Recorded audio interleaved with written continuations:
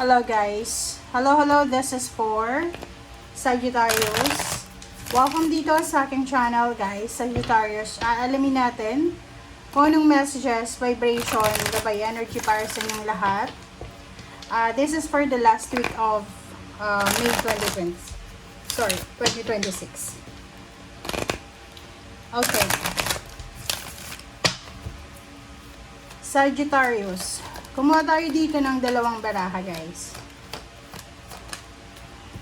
Okay, first card natin is A Time for Healing, Balsamic Moon, and What Do You Need to Release? Wow. Okay, so yung dalawang barahang yan ay nagsasabi sa'yo na may kailangan kang alisin and sinagot ng pangalawang baraha. So, sinasabi ng baraha sa'yo na may mga bagay-bagay ka, sitwasyon, relationship, or lugar, trabaho, negosyo, plano, past, present, future, na kailangan mong alisin. Okay? Sinasabi ng baraha sa'yo dito sa second card na balsamic moon siya, so, kinakailangan mo daw ng healing. Kinakailangan mo daw ng tawag dito, kailangan mo ng kagalingan. So, ibig sabihin, may mga bagay-bagay sa buhay mo, Sagittarius, na kailangan gumaling. Okay? Pero, para gumaling yon, kinakailangan mong magdesisyon na kailangan mong may alisin ka para gumaling. So, ang barahan na to, literal, pwedeng makaka-resonate dito yung like for example, may sakit ka, 'di ba? Kung may sakit yung tao, bawal yung mga bisyo. So, bawal yung bisyo, maging aware sa mga kinakain, sa mga pinapasok sa katawan. So, yun, kailangan mong alisin, may kailangan kang aalisin para sa kapayapaan or para sa, kumbaga, sa healing, kagalingan na kung ano man ang pinapagaling mo. Okay? Alright. So, Sagittarius. Let's check. Ano pa ba?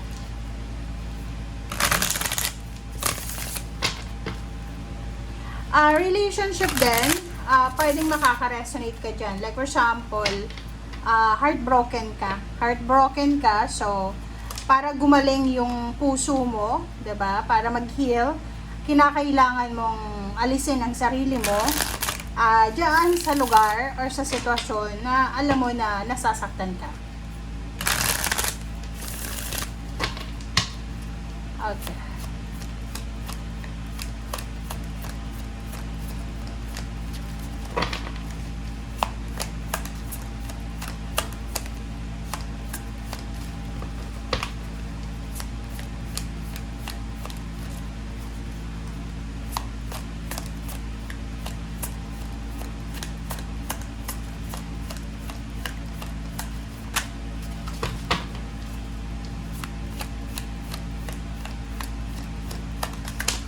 Okay. Sagittarius, second deck. Work on releasing your fears so it can manifest. So, parang din dito, may kailangan ka talagang alisin. Hindi ko alam kung ano yan, na kailangan mong alisin sa buhay mo, pero kinakailangan mo daw na alisin yung takot mo para makuha mo kung ano yung mga gusto mong makuha dito sa mundo. Okay? You're bringing powerful emotions into this. So, parang masyado ka bang emotional, sensitive sa linggong ito? Paki-comment sa comment section kasi posibleng nahihirapan ka. Gusto mong makaalis sa mga sitwasyon, bagay, relationship, tao, trabaho, lugar na nakaka-suffocate na sa'yo, nakakasakit na. Pero nakikita ko natatakot ka. Natatakot ka na mag-isa kasi komportable ka na sa kanya or sa trabaho na yan or sa lugar na yan. So, yun. Pero, ang sabi ng baraha sa'yo, kinakailangan mo daw na alisin. Harapin mo kung ano man yan na kinakatakutan.